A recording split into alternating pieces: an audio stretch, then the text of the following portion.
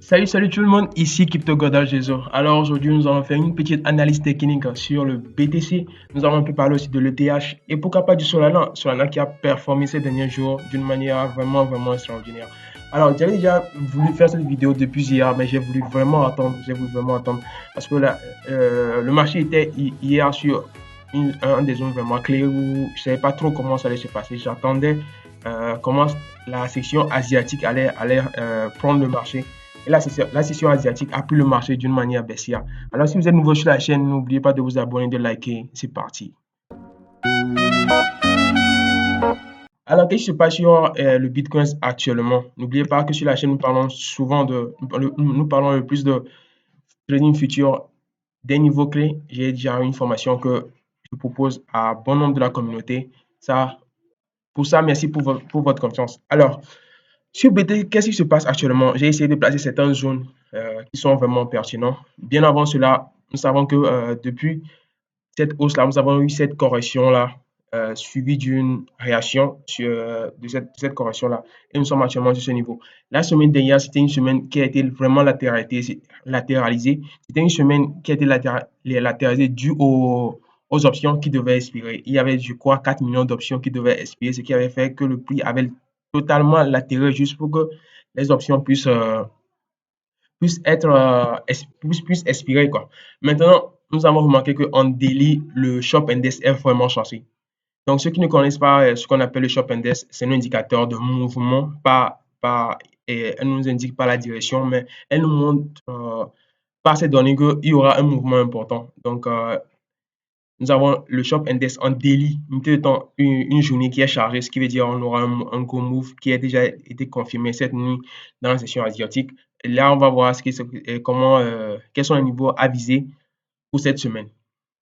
Déjà, ce que nous avons vu hier soir avec la session asiatique montre que ce niveau est vraiment descendu, est vraiment défendu plutôt, et que pour pouvoir la franchir maintenant, ça va dépendre des opérateurs qui seront sur le marché. Donc, directement, nous allons aller sur l'Open Interest. Sans oublier que j'ai déjà fait une vidéo sur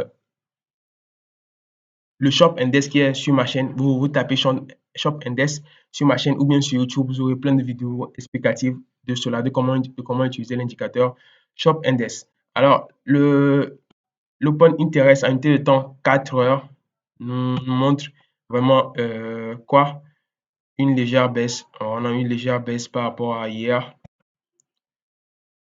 Une légère baisse qui est due à la chute de la session asiatique, passant de 38 000 à combien? Actuellement, nous sommes sur les 35 000 $. Attends, suis-je sur Ethereum? Non, non. Ça, c'est une erreur. Je ne suis pas sur le Bitcoin, je suis sur Ethereum là. Je vais repasser sur le Bitcoin. En unité de temps, dès 1 heure, on voit que l'Open Interest a baissé. Ouais, c'est déjà ça. Ça, c'est pour purifier un peu le marché. C'était important parce que hier soir, normalement, je traitais la session asiatique, mais hier, j'ai rien fait. J'ai préféré observer pour voir ce que ça va donner. Donc, nous sommes revenus sur un support qui avait déjà été testé avant la hausse.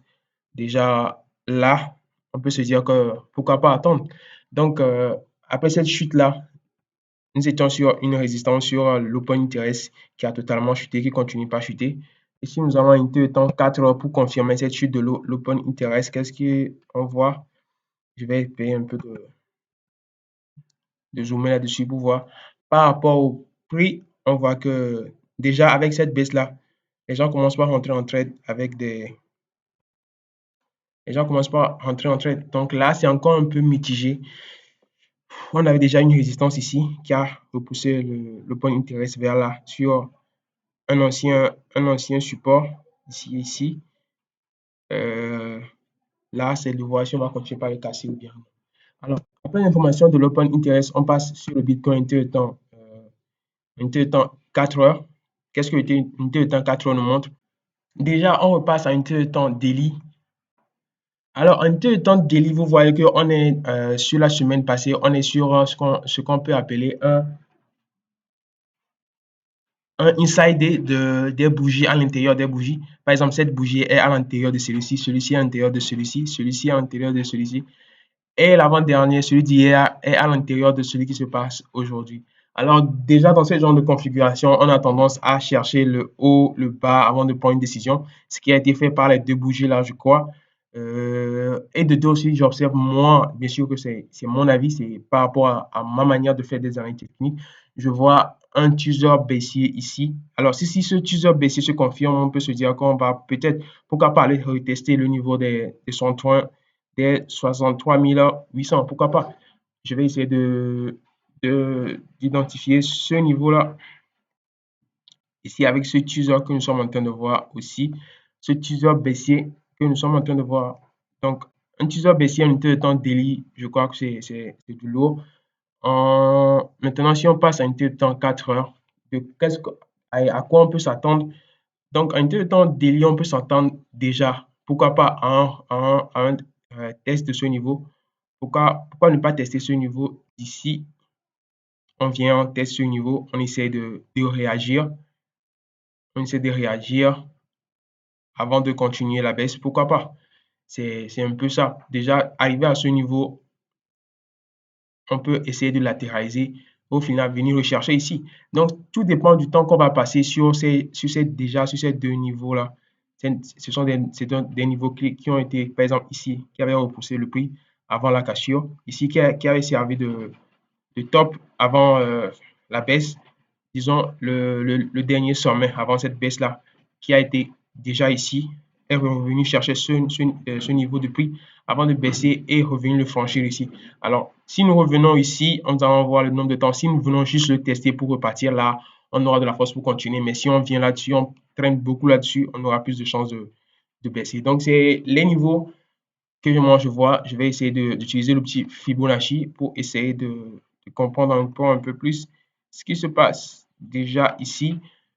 Avec l'outil Fibonacci, nous avons déjà une zone de convergence ici sur le 0,05 de Fibonacci où on peut facilement revenir retester ce niveau.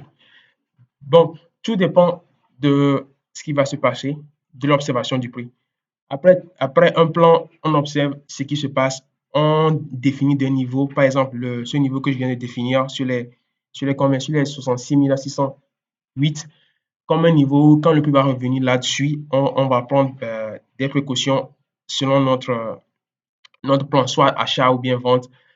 C'est important de s'apprêter avant que le prix n'arrive sur ce niveau-là. Donc, si on vient juste tester ce niveau-là avec ce genre de bougie, vous voyez bien la mèche, alors là, on aura plus de chances d'aller chercher beaucoup plus haut. Sans oublier aussi que nous sommes proches de notre top avant la baisse. Si on pouvait revenir le tester avant de continuer notre tendance baissière, avant de repasser en tendance baissière, ce serait bien, ou bien complètement le franchir. Pourquoi pas déjà atteindre les 80 000 avant de rechercher d'autres mouvements. Alors, en grosso modo, qu'est-ce que moi je vois pour la semaine déjà avec la baisse aujourd'hui là? Moi je vois premièrement, on peut toutefois revenir ici, tester les zéros, les, cet ancien petite correction ou bien cet ancien consolidation avant cette hausse, on peut revenir chercher ces niveaux. Et si on vient juste le tester pour repartir, on a la chance de revenir ici. Mais si on vient latéraliser là-dessus, on continue pas à faire des petits sommets de plus en plus bas, alors là, on a beaucoup plus de chances de revenir ici sur les 63 000. Donc, c'est ça, c'est mon biais sur le Bitcoin. Alors, sur Ethereum, c'est beaucoup plus. Alors, sur Ethereum, en deux temps daily, c'est beaucoup plus marquant vu qu'on a fait une baisse. Nos sommets sont des sommets vraiment timides où on est venu tester ce sommet, on est venu tester ce niveau-là ici avant de retester ça ici. Donc un deuxième top avant de revenir sur ce niveau-là. Donc là, sur Ethereum, mon biais serait vraiment baissier. Et on essaie de voir encore une sorte de teaser baissier ici en daily. Si je passe un temps 4 heures, qu'est-ce que je vois? Dans la semaine aussi, on peut remarquer que aussi, le Bitcoin va continuer à performer par rapport à l'Ethereum. Donc, il serait bien de trader sur du Bitcoin que de trader sur l'Ethereum. Pourquoi? Parce que si on passe un temps weekly sur le THBTC. Alors, c'est quoi le THBTC? Le THBTC, c'est une courbe qui donne des valeurs en fonction de l'évolution du Bitcoin et de l'Ethereum. Donc, quand le THBTC monte, ça veut dire que l'Ethereum performe plus que le Bitcoin. Et quand le THBTC baisse, ça veut dire que le Bitcoin est en train de performer, ou bien va performer plus que le Bitcoin va performer plus que l'Ethereum. Donc, ça permet de pouvoir équilibrer son portefeuille, soit avoir beaucoup plus d'Ethereum ou bien soit avoir beaucoup plus de Bitcoin. Alors, sur Ethereum, sur ETH-BTC, on est sur une tendance baissière en unité de temps weekly, ce qui nous montre déjà que quoi qu'il arrive pour le moment, le BTC va continuer par performer sur le TH. Donc, sur le TH, quels sont les niveaux à suivre en cas de baisse? En cas de baisse, les niveaux à suivre, déjà on peut revenir facilement retester les 35, les 32,40 000, les 32 000 ici.